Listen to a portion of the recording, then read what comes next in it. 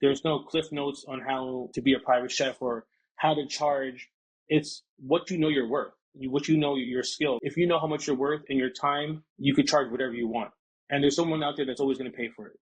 You're a chef and you're thinking about how to venture into the private chef space, how to set yourself up for success from resume to first interactions with your clients, as well as succeeding at the job. Our one-on-one coaching got you covered. Go to www.privatechef.cc and connect with me. Decades of experience can be your support to seize the next private chef opportunity. Welcome to the Private Chef Podcast, serving the 1%. I'm your host, Hennche, and on our show we speak to the best chefs, how they honed in on their skills to excel in the industry, and what it takes to work as a private chef for some of the most exclusive clients in the world. Welcome back to the Private Chef Podcast. I'm your host, Hennche.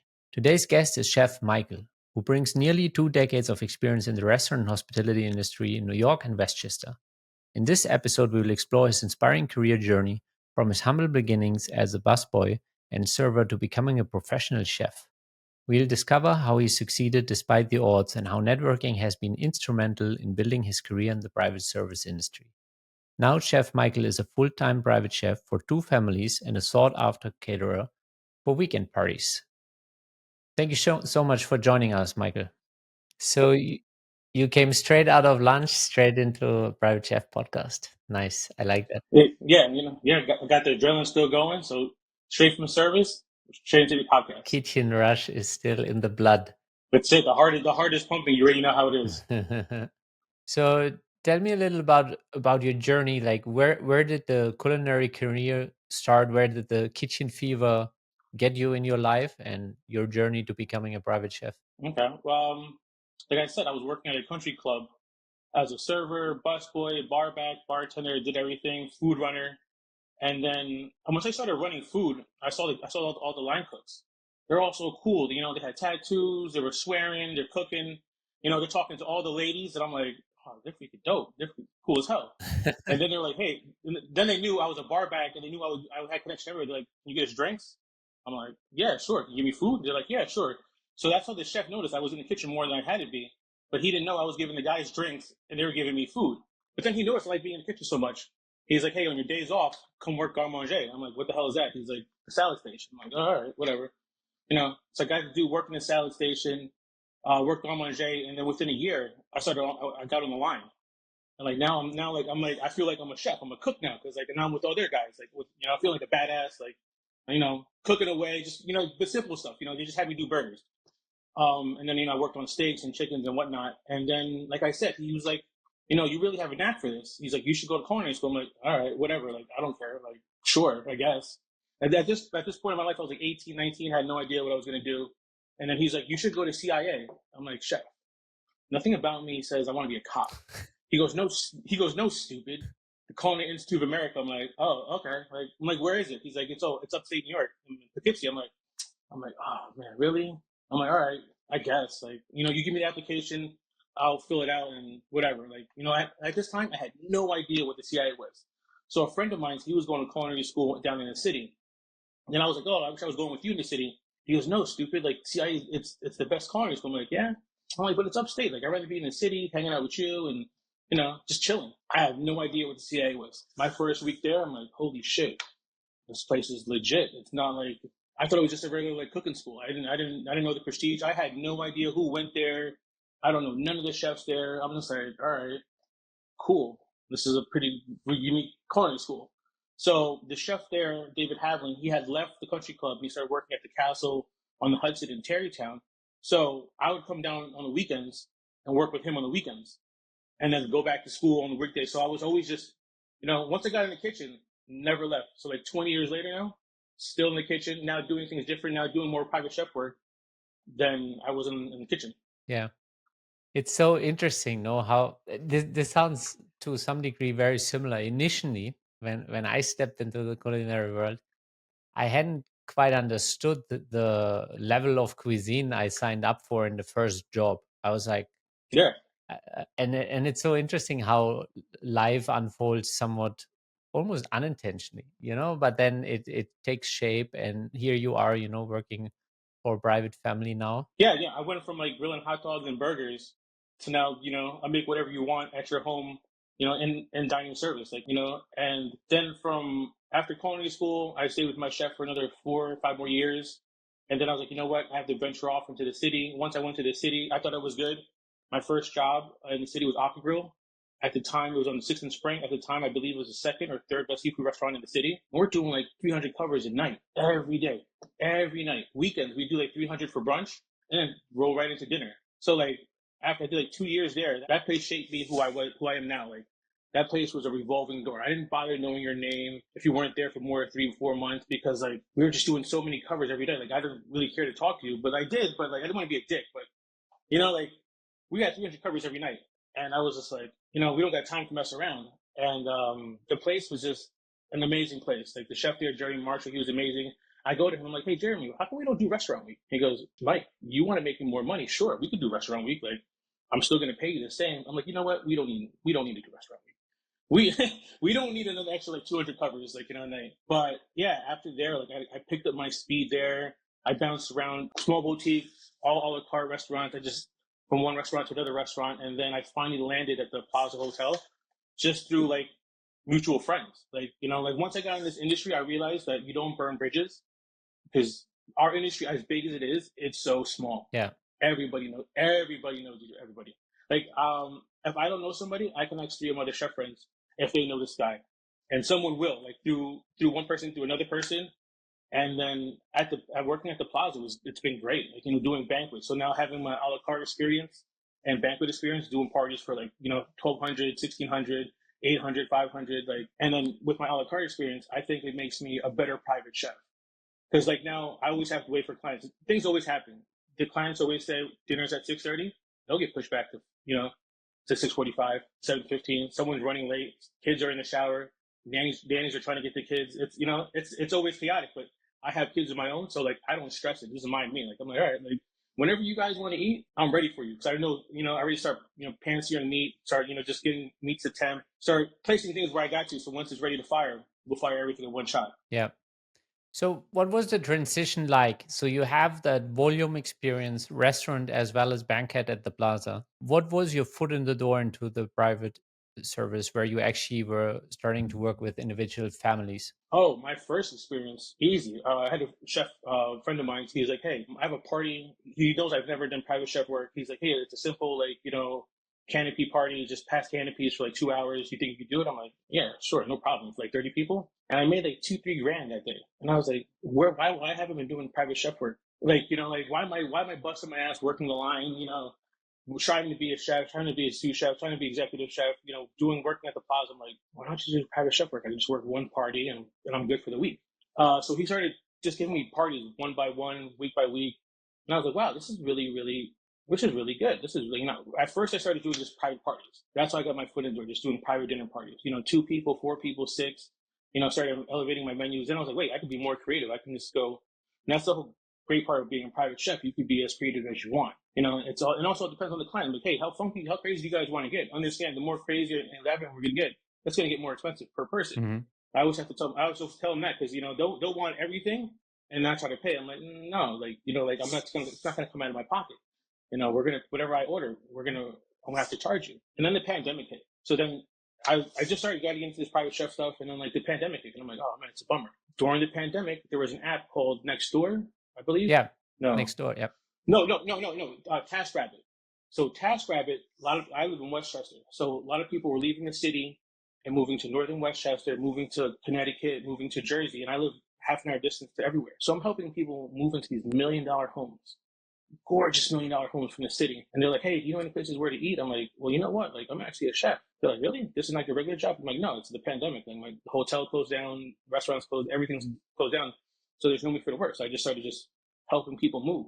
And that's how I build a lot of my clientele because I'm good talking to people. And I also realized like being a private chef, you have to know how to talk to people, to different people. And like working in kitchens, you know how it is. It's like, you can't talk to everybody the same. Just like, like I have kids. I can't talk to all my kids the same. So I take that same narrative in the kitchen. Because certain people you could mess around with, certain people you talk harder, other people you have to like, all right, work a little faster, if you don't mind. So me being able to talk to that, I can talk to my clients, their in-laws, their kids. I have kids, so I can relate certain things, and I'm a pretty good people person. So me doing that TaskRabbit, helping people move into their homes, letting them know I'm a chef, I built up my clientele list. So that now, one of my main clients, well, I work with two families. One of the families, I actually met them 100% through the app. So first we started moving, and they're like, "Hey, the client, she forgot." She's like, "Well, Mike, you're a chef." And at this point, she was 7 months pregnant, and she was like, "You know what? I'm starving. I'm tired of takeout." I'm like, Laura, I'm a chef, right? She goes, "Oh my god, I forgot. I just found some things in the fridge, whipped it together." They're like, "Oh my god, it's like the best meal I've had in months since we've been trying to move up here." And I've been with them now the last 3 years. Nice. I want to double tap on a couple of those things because you make it sound so easy. One, No, it's not. No, y- it's definitely not. but it's like, oh, I'm just good at speaking with people, and there's actually something to that. Like the other day, I was at the doctor's office, and there was one kid who was part of the medical team, and he was very easy to speak to, and I was speaking to him, and he's like, "Yeah, it's a bit annoying to my wife, but I speak to people everywhere, and it just like opens doors left and right for him." And it's so interesting. Like, if you're sociable, if you have that skill, the ability to speak with people, and especially the way you described it, being able to tune in to meet them where they are. Like sometimes you can speak to people a little bit more harsh. That's maybe more in the Yeah. kitchen. But if you start speaking like that to your clients, you won't have clients. Yeah. you know so I think this is a really important piece to the puzzle, is like being easy to speak to, being like proactively communicative, and like putting yourself out there in the way you did, because everything that you mentioned, from doing those individual parties and having that epiphany that you might have a better life balance there in terms of finances too, all of that leads up to the skill set of being a private chef. And I think this is where people get stuck. I'm like, okay, because if you're just working on the line, you have scarcity. You don't know any families.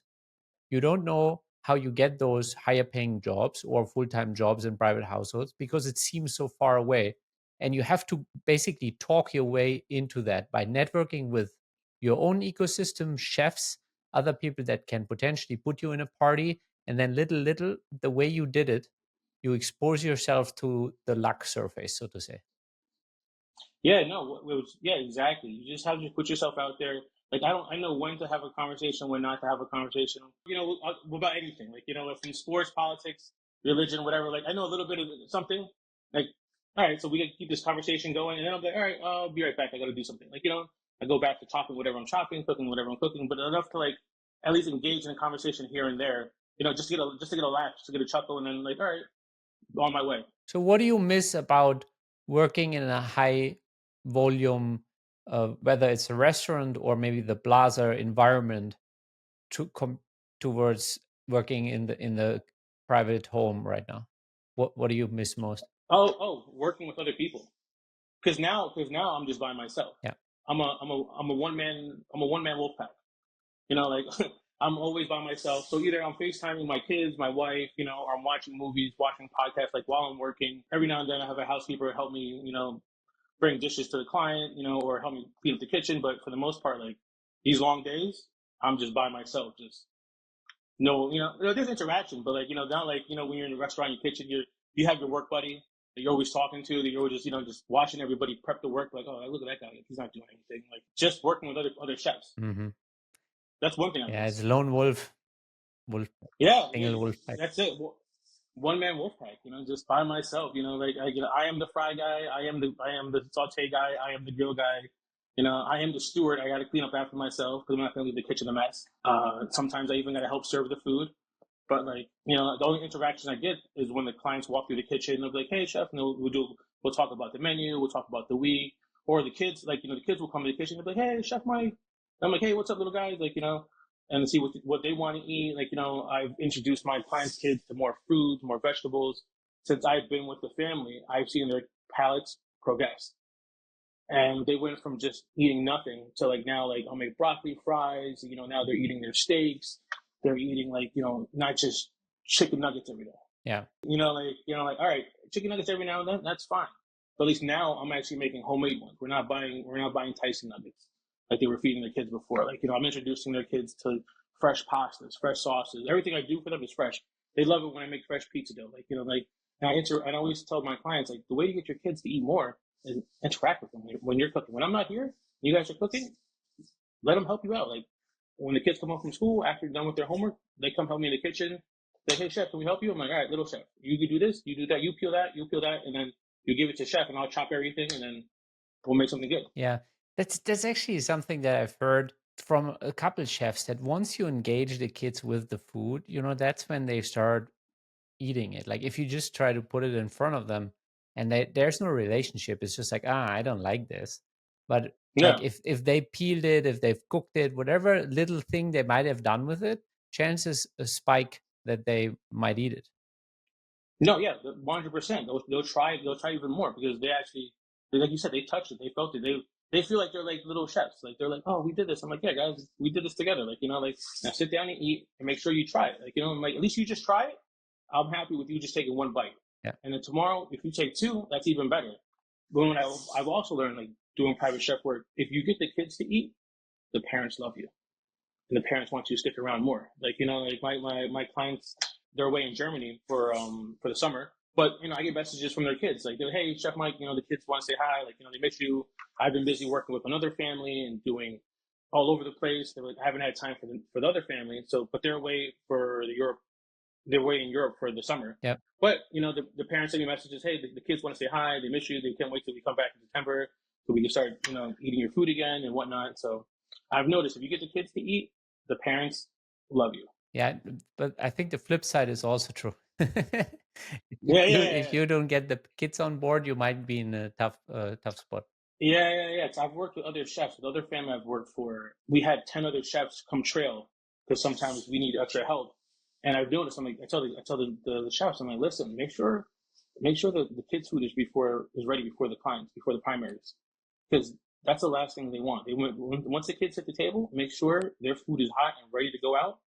Don't worry about the primaries. As long as the kids are eating, you could take a little longer for their food to come out nice and fresh. And they don't want to listen. Like I've seen so many chefs come by, like just it's so saturated with just like everyone thinks they're a chef. They come from culinary school, they work one restaurant, and now I want to be a private chef. If you got it, you got it, but put in the work because it's tough. I think so that's why I say like my balance of working a la carte, doing banquets, I've got like at least good 15 years under my belt doing all that.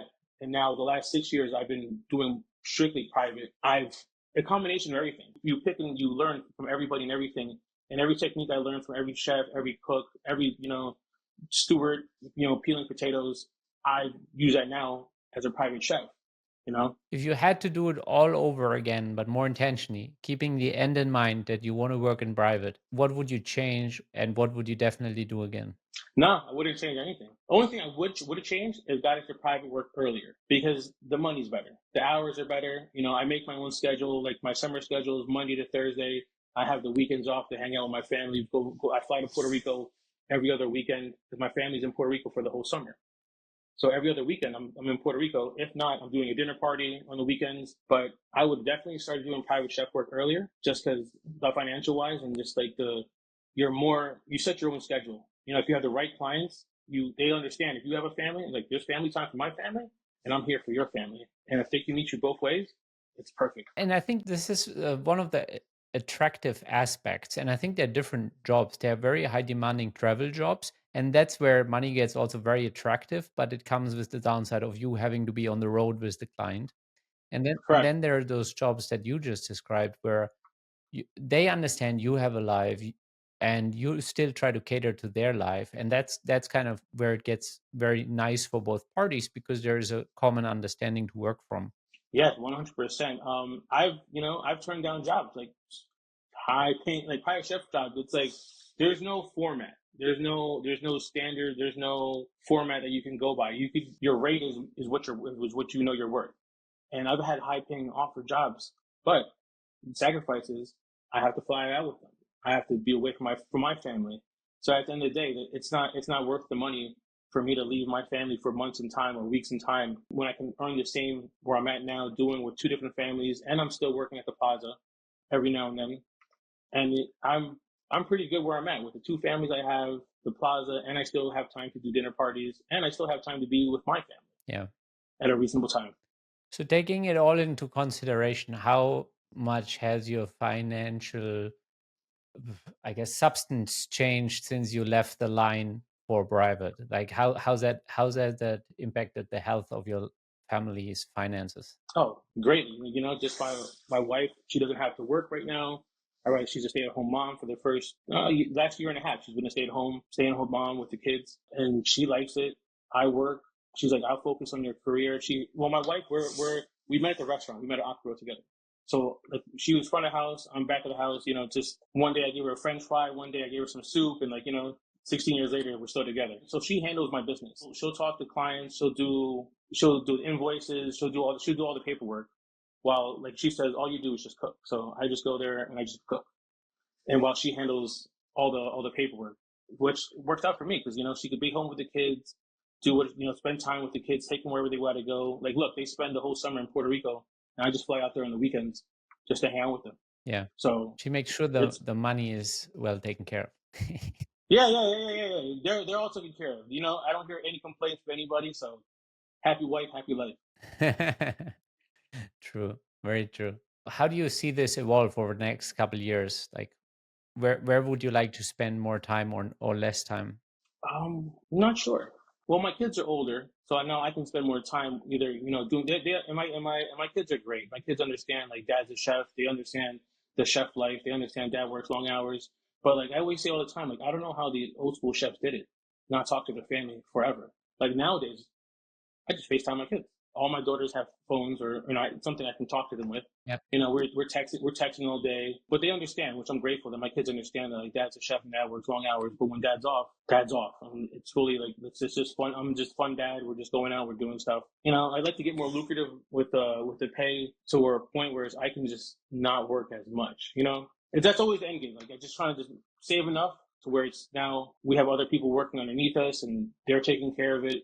So I think this is where things get tricky because it does because this is what we do. We're chefs. We have to cook. This is like I don't know how to sit down and not do nothing. Yeah. Like I still even on vacation, I wake up at 6 a.m. looking at my kids like, all right, when are we gonna get up? Let's go do something. Let's go do something. So do you have a plan, like a financial trajectory, how you see yourself exiting the kitchen? Do you invest your money or? Yeah, no, we have family members that help us with that. That invest our money. So, like I said, my wife, she handles the finance, she handles the paperwork. Like, while I just go out there and she lets me be creative with my clients, menu wise. So I don't have to so much focus on that, but that's always the end keep, just to make sure there's money for the kids, money for the house, money for everything. That eventually, if we can keep on doing this for a few more years, that we can just sit back and relax. And that would be in Puerto Rico then? Yeah, it's so nice out there. My wife's Puerto Rican, I'm Peruvian. Her family's there. It's just everyone's nice there. Everyone's nice there, and the beaches are great. Foods are great. It's just nice out there. Yeah, it's just a different vibe altogether than New York City, Oh no, 100%. Everyone in Puerto Rico says good morning, good afternoon, good night. Like random people. No, it doesn't matter where you're at. You're at the mall, you're at a restaurant. They say bon appetit, enjoy your dinner. Meanwhile, you come to New York, you don't say hi to anybody. Like, as soon as you're somewhere over there, you enter like the mall, like I said, you're in an elevator. As soon as somebody enters, you say good morning, good afternoon, whatever time of day it is, and everybody says it. So each floor, everybody says it to whoever just walks in.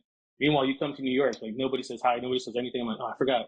So sometimes when I come back, I'm like, I'm in that like Puerto Rico vibe mode, and I'm like, no wait, I don't got to talk to anybody here. Like I don't have to. Yeah.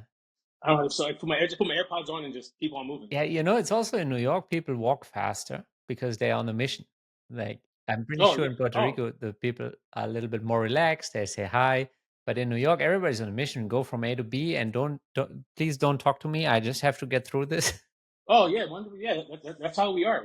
We just cut through everything. I walk zigzag. Just I'm hustling. But over there, it's just a laid back move. I would like to move out there. My wife would definitely want to. My kids are a little skeptical about it, but we were also thinking about opening up something maybe in a few years or something out there because like I'm doing well out here, and I'm going to be on the Food Network. My episode was supposed to air last night, but it got postponed, so I can't talk about it that much. But hopefully, when it does air, it would open up more doors, more gates, and we would like to open up like a little like to go shop out there. Like nothing fine dining. I want to choose something in and out and just go. Yeah. By to go shop, you mean like ready-made meals or like food into the hand, something that like street food like? Like street food, like just ready to go eat, like munchies, like little munchies, right by the beach, where people could just grab and go. Because everyone out there just grabbing, going to the beach and having fun, Yeah. drinking, relaxing. Like it's a whole different vibe out there. It's so very laid back and just there's a bunch of good little restaurants to eat out there, like little just hole in the walls, and that's what I want. Just like a little. I don't want sit down. I don't want fine dining. I just want just maybe a four top, maybe two four tops, just where people are waiting for their food, but just want to just put out just good munchy food to just go on the beach and relax. Honestly, I think this is the majority of people are not into that fine dining. Like if you think about what a good time looks like for most people, it's not sitting there all stiff, and it's really being a little bit more casual and enjoying the experience, and especially at the beach. I think you want to have that a little bit more loose atmosphere to enjoy your day. Yeah, well, no, yeah, man. You don't want to. I don't want to be anything stiffy. Like I don't like right now. Like I have to wear this. I'm hot. Like I'd rather be just in my t-shirt cooking. Like some flip flops. Just you know. But I have to maintain a look here at the private homes. But for the most part, yeah, that's I just want to do something casual, something I'll have fun doing, and like maybe my kids could help out, or like family members could help out, like something family oriented. Like I know we always wanted to help open up a little restaurant or a diner, and something small, always in New York, but like everything's so expensive out here. I think New York is a very tricky animal. Like 75% of restaurants don't make their first lease agreement. Yeah, That's a big yeah, number. Like that means yeah, they don't survive. They don't make any money. And yeah, initially I was always wondering why they none of the vendors give you terms. Nobody. If they don't know you, nobody gives you terms. And I was always no, wondering why, because coming from Europe, terms were fairly normal for us. And then I realized it's because 75% of the time they don't get their money at the end of the term. yeah. Like, so it's like the likelihood of people making it in New York, you need to get a lot of things right, and also hit the timing right. It's sorry for the interruption. We will be right back. And if you're a chef thinking about venturing into the private chef space, this is for you. We coach you on how to set yourself up for success, from resume to first interactions with your clients, as well as succeeding at the job. Our one-on-one coaching got you covered. Go to www.privatechef.cc and connect with me. Decades of experience can be your support to seize the next private chef opportunity.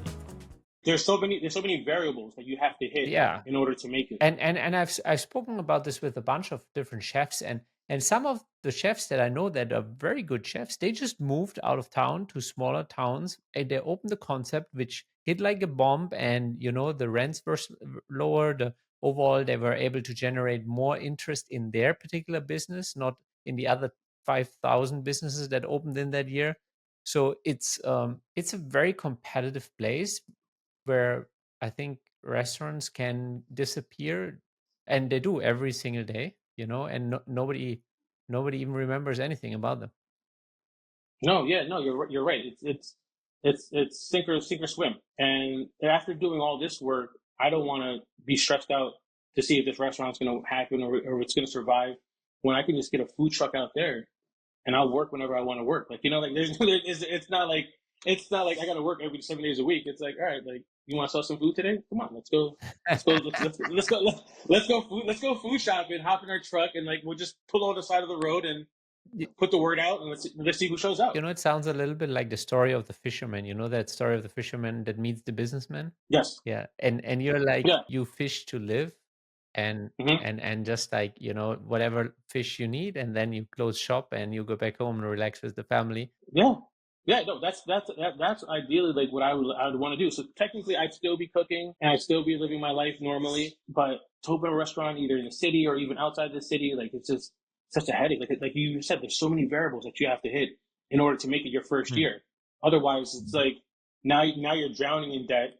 Now you don't know what you're gonna do. Like you just finished doing all this work to think you're gonna start a new business and it hasn't succeeded. Meanwhile, like I said, Yeah, actually, everything you're saying is kind of a line of thought that I think many of us chefs go through. It's like first we're struggling on the line, and like you and me had that same thing going in New York City, where we're like, okay, why are we doing this for so little money? And it's like intense, it's stressful, and eventually we see, oh, there's a different way to do this where we make significantly more money. But it always keeps going. Then we're like, oh, there is a way to do this where there's more freedom involved, more, where we can control our schedule more, where we still have income coming. And I think the natural progression there is like, okay, how can we live a good life that gives us the chance to take care of our family, but also have a certain financial freedom in it? yeah, yeah, no, you hit it right on the head with that. Like we all think one day we're gonna open up our own restaurant. We all have the idea, like, you know, we can do this, we can do that. And before I got with my wife, I was just like, I didn't mind just working the line for shit pay, just whatever. I was working for great chefs. But then, like, once I started doing private chef work and making better money, and my wife's like, why are we not taking vacations? I'm like, oh, because I gotta work. You know, if I don't work, blah blah blah. She's like, no. She's like, slow down. There's more to life than just working. Like working in the kitchen. Like she's like, let's go on more vacations. Let's do this with the kids. And like Hmm. once I got with her and I started doing that, I'm like, you know what? Fuck right, yeah. Like there's way more to life than just work the line. Like Yeah.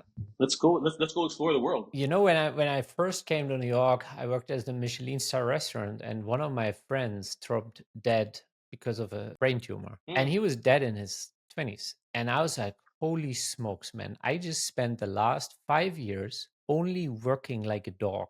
I yeah, got to readjust my career a little bit, like because this could happen to me, and all I would have experienced the last couple of years was like working like a dog in Michelin star restaurants. yeah. And that's when I also had that, like, okay, there's more to life. And this is actually, this is a very interesting conversation, because I see so many chefs get so intense in their work ethic, and I was one of them. I took pride in the hours worked and the intensity and the madness of it. But then the question is why? Like, why are we doing this, and who are we doing this for? And the reality is, at the end of it, you don't there's no like badge of honor for it. Like, maybe in No, that there. moment you feel a sense of significance or pride, but if you're later in life, the only thing that your family will remember is that you weren't there for them. Yeah, no, you're right. We live for that adrenaline. Like I just said, I just came off my little 8 person lunch rush Yeah. straight to the podcast. Like so I still came off that like that adrenaline rush, that little charge we had. Like just it was great. But that we live for those little moments, but we don't see the big picture. All those little conquests that we did, like work. Oh, you know, I did 300 covers one night. I served for this person. We did this. We did that. You know, we that means nothing at the end of the day Mm. when you don't have time with your family.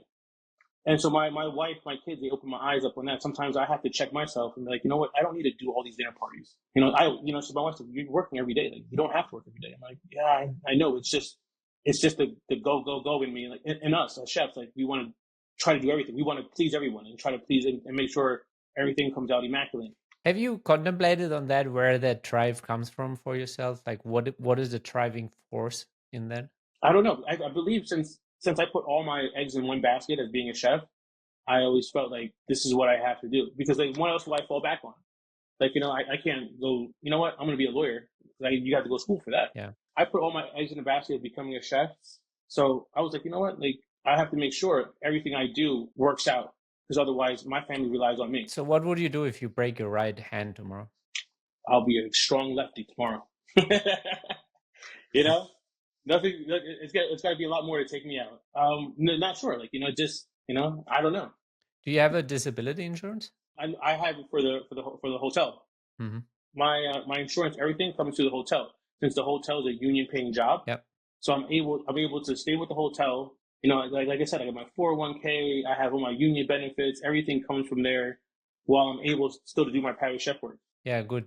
Because this is something that I see, including myself. I wouldn't have thought about it, but when I started cooking, my dad, kind of like, just in his own wisdom, he signed me up for disability insurance, which, initially you don't think about that, especially not when you're 17 and you start working in kitchens. And the first couple of years, I never needed it, but there was a year when I definitely needed it. And I think the likelihood of us getting into, at least a part, it could be a car accident, could be anything, and the likelihood of experiencing that in our career is actually fairly high. to have something to fall back up on other than savings, something that supports you. And I'm noticing that once people go private, they don't price set into their service. Like, especially if people only deliver parties, they forget that they have zero benefits in that moment, that they have no social security, that they have basically no benefits unless they make themselves a benefit package, which needs to be priced in. So sometimes I see Hmm. people who start their own parties initially, they're completely underpriced because they don't take into consideration that they need all of that to come out of the same sum of money that they get for those parties. Oh, that's very eye opening what you just told me now, which I'll definitely look more into. And also discuss that with my wife. Where, like that does make sense. Like those are things that I don't necessarily always look at. Since like I always trust her. She does the finance. She makes sure we're in order, so I don't have to worry about doing juggling everything. Well, like I said, like Yeah, I'll be able to go in the kitchen, make my menus, source wherever I have to source, and just make sure everything goes smoothly while she takes care of all the paperwork. yeah. So we're like a dynamic duo. Like it's always she allows me to do what I have to do. I let her do what she has to do.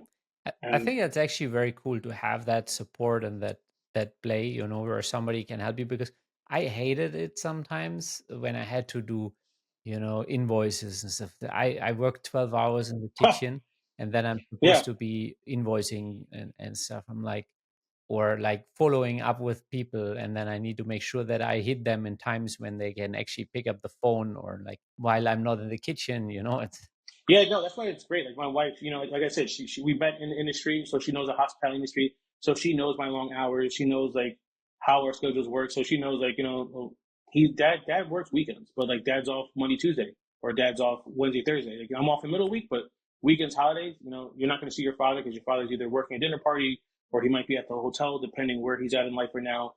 And so that's great. Like, so when we met, she used to do the back of the house work. So she did the paperwork. That's how we met in the restaurant. So she was already filing. She knows invoices. So and it works out great. Like I don't have to worry about that because, like you said, after working 12, 14 hours, like who wants to do paperwork? I don't. yeah. That's definitely don't. Yeah, it's a tough one.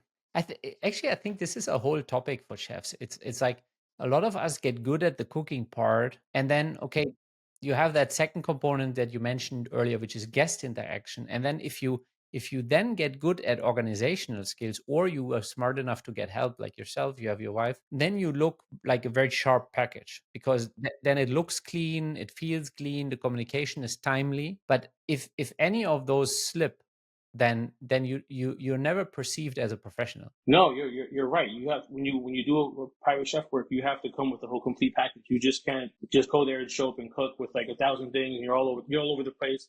You have to work clean, neat, and then like also think your invoices have to come in clean and neat. You don't want to send for have a mistake on an invoice, and you have to resend an invoice 2 3 times. You have to make sure everything is complete and neat. Yeah, absolutely. I think this is where, generally speaking, because we chefs tend to be chefs, they want to focus on the food, they want to focus on the creative aspect, on the execution. I think this is where a lot of us drop the ball, where it's like, okay, and I'm thinking of one of my best friends. Like he will make an amazing dinner and stuff, but he will not follow up on his money for months. And I'm like, you can't do that, man. Like you have to make sure everybody pays timely and correctly. Otherwise, there's sure some checks that you've never got because you forgot or they forgot.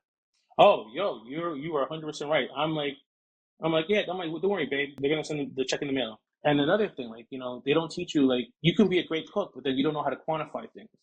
When you start breaking down menus, like doing that actual stuff, like, it takes a skill to learn. Like, and that's another process you have to learn when you're doing a dinner party for four, you're doing a dinner party for 13 or 50.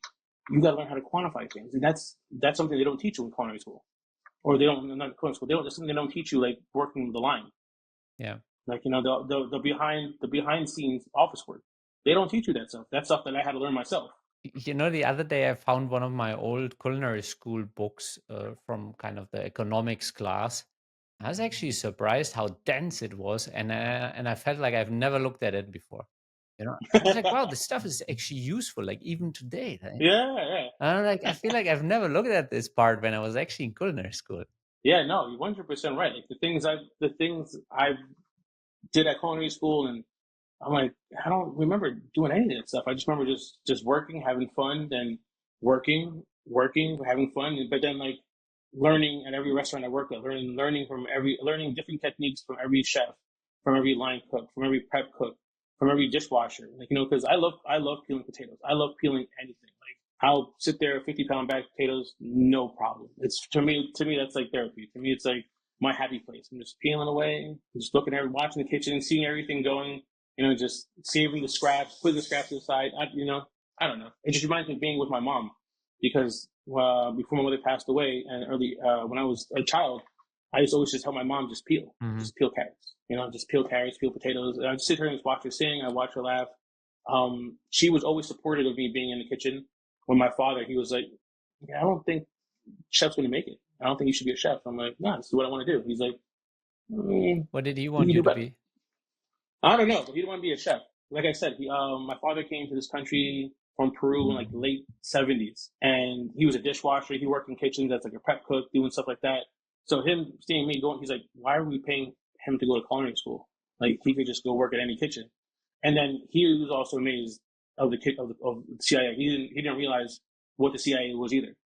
Us, we were like together. We were both like, "Wow, this is a pretty amazing culinary school." Like, and my dad's still in the back of my mind. He's like, we're paying how much for you to become a chef? He's like, this is not going to work out. It wasn't just until recently, like my father was like, actually was like, you know what, like this thing actually worked out for you. He goes, I didn't really think like being a chef was like a career, you know, a well-paying job. Yeah, I think that's the concern.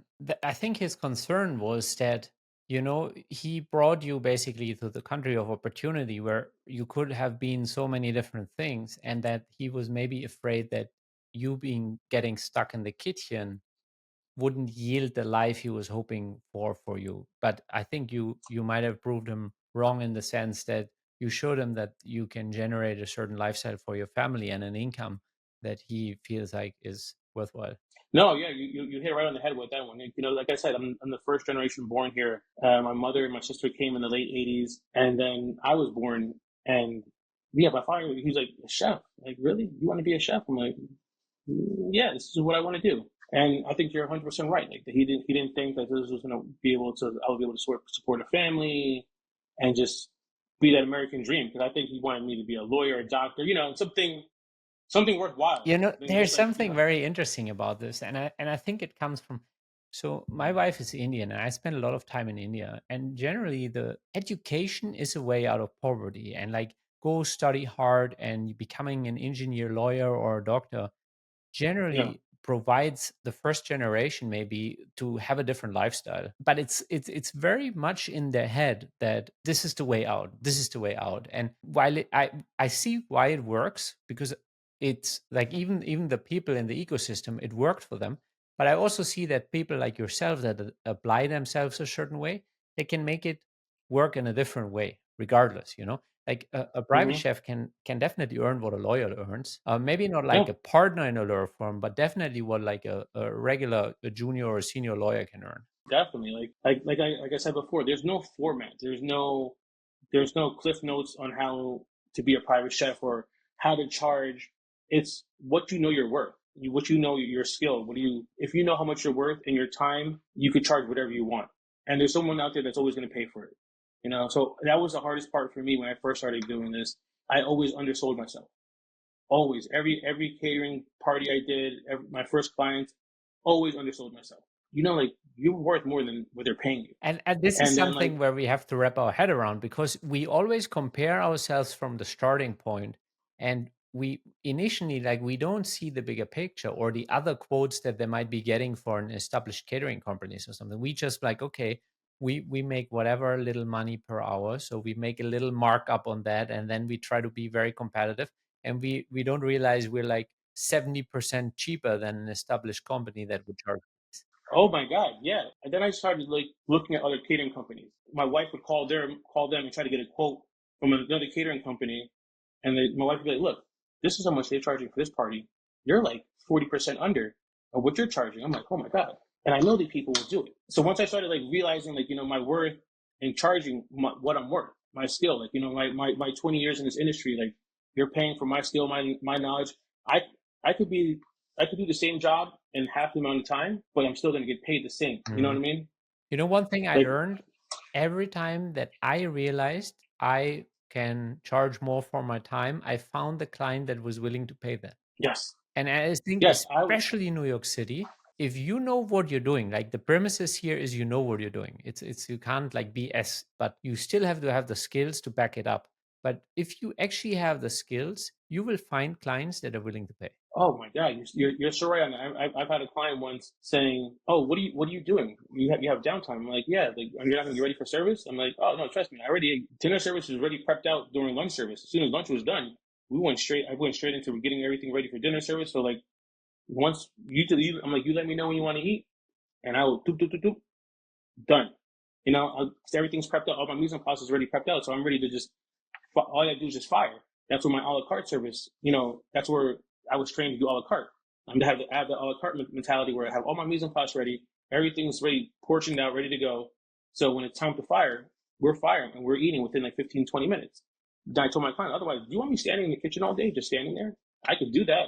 But I don't have to. Like, I don't need to like stand there if I don't have to. Because like, you let me know when you want to eat, and I'll have it ready for But you. there's also something funny. I found some clients that if they feel like you don't work enough time, that they're not getting their money's worth. That's another funny one. Like instead of them seeing that you're coming in with so much experience, that you're well organized, they're like, "Why are you not spending like 3 extra hours in the day in the kitchen?" I'm like, "Well, this is what you want to eat. I'm ready. Like, what else do you want me to do?" And then they come up with this stuff. I'm like, "Hey, why don't you take a look at the pantry or stuff?"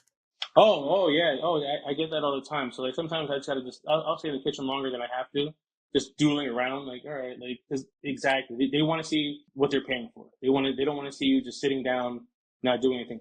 And half the time, like if I'm the times I'm sitting down, I'm in the computer. I have to do my invoice. I have to do paperwork that like looking up new recipes, printing out new menus for the following week. Because I'm always trying to be a week in advance ahead with my clients. But yeah, you're right. They just want to see you doing something, even if it's nothing. They just want to just see you do something. Yeah. Another one you just mentioned, like being ahead, like being proactive in the communication, menus and things, very helpful. Like it's something people appreciate as much as they appreciate timely invoicing, good communication skills, and then of course good kitchen skills. Yeah, no, I like to always have the menus made a week in advance, so that way the family can look it over. They approve it. They want to change things. Let me know. Like I always tell them like, listen, nothing's set in stone. If you want to change things last minute, I don't mind. But just I'm ready to go whenever you're ready. Like so they're which they like about me because I'm very easygoing, easy flowing. I don't complain. I've had other chefs where they're like, oh man, this family doesn't want to eat anything I make, and I'm like, I don't know, man. Change your menu. Like what are you doing? Like, are you talking to them? Are you asking like what they want to eat? Like I always like we live for the oohs and ahs. So when the family's at the dining room table and it's complete quiet, you know you did your job because everyone's eating. Everyone's like, oh my god, ooh, ah.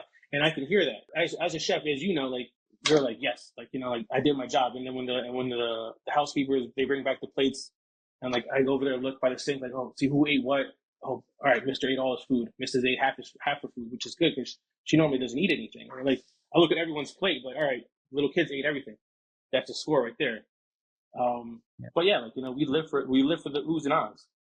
Yeah. And especially kind of checking in, like if you see something coming back on the plate, and like keep checking in. Like, okay, what would you have liked different? Like, or maybe they're just having a bad day. Maybe they're not hungry. Maybe they ate a snack before they came home. All kinds of different, but you have to know. You have to try to understand what's going on. Yeah, yeah, you have to like because like you're cooking for the family. You're there every day. Like you are essentially part of the family because you're the one that feeds the family. So like you can tell who's feeling out what like not liking the dish. And sometimes like I won't go directly right after they finish eating because I don't want to disturb them and be like, hey, why did you eat your food? Maybe the next day or whatever. I'll be like, hey, did you prefer the short ribs braised the way I did the last time or this time I just did it? Like was it a different flavor? Like how can we tweak things? And they like that. They're like, all right, well, they're like, oh, you seem like very concerned, very interested in our well being, and that's what they're paying us for. Yeah, I think the well-being part. If you genuinely show up to take care of their health and their well-being, they notice. Like, Yeah, there's a difference if you just show up and like you deliver some food and there's little engagement and you don't check in on them, and then that that doesn't lead to longevity. No, it doesn't. Like that's the one things you have to be. You have to be somewhat personal to be successful in this industry. Yeah. I know a lot of amazing chefs, but they don't want to do the work because they don't like talking to people. They rather just be there behind the line, just chopping away, cooking away. They're like, all right, the money's great, but I don't want to I don't want to talk to people. Yeah. I just want to cook. I'm like, I get it, but the pay's a lot better. It is. But you have to have that social and soft skills. Well, Michael, this has been a lot of fun. If I were to like ask you, and I'm just starting out turning private, what would be like your 3 tips be to me? Be clean because they're always watching. Family's always walking by watching. Be assertive and be humble. I think those 3 things would be key, because you just have to be humble and respect their craft, respect what everyone taught you, and just always put out the best food you could possibly put out every day. And that's the thing about being a private chef. We have to be good every day. You can't be like, I had an off day today. No, because you're feeding people. This is the one career where you have to be good every day. Yeah, you're only as good as your last meal, right? Yeah, no, that's it. So just remember that. Nice. Where can people connect with you, find out more about you? You can follow us on Spoonful by Chef Michael on Instagram, and that's also our webpage as well. So check us out. Thank you very much for this interview. I really appreciate it, and looking forward to doing something with you in the future. Thank you for joining us at the Private Chef podcast. If you know any highly skilled chefs that want to take their life to the next level, make sure to share this podcast with them. And if you enjoyed this episode, click subscribe and check out our upcoming episodes. Thank you for listening.